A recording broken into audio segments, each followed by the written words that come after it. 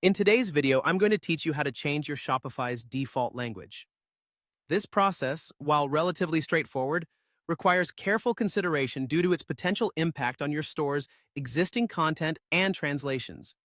So let's dive right in and walk you through the process step by step. To begin with, you'll need to access your Shopify admin.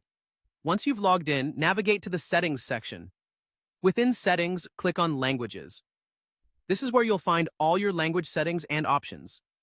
In the Published Languages section, you're going to see your current default language displayed prominently. To initiate a change, look for the icon right next to it. Clicking on this icon will give you an option labeled Change Default. Now, it's time to choose the language you want to switch to from the drop-down menu. You can browse through the list and select the language that best suits your target audience or business needs. After you've made your choice, hit Save to apply your changes. And just like that, your store's default language has been updated.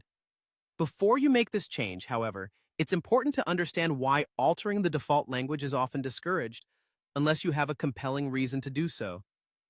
Changing the default language can be termed as a destructive action, because it might reset the content of your store to align with the default settings of the new language. This means you could potentially lose existing translations, which could require you to start from scratch. Moreover, this switch can significantly affect content consistency. After the change, all elements of your store, from product descriptions to checkout flow and even notifications, might need manual verification and updating.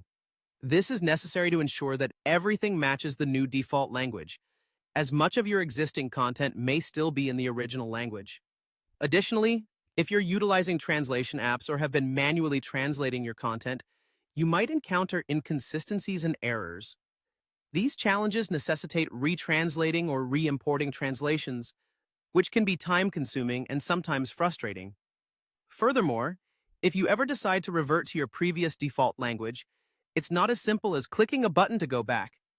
You might need to manually reintegrate it into your store and possibly re-import all translations, making it a substantial task. In conclusion, while changing your default language in Shopify is technically uncomplicated, it carries significant implications for your store's operations and content. It's crucial to weigh these factors carefully before proceeding. And there you have it. By following these steps and considering these factors, you're better prepared to make informed decisions about your store's language settings.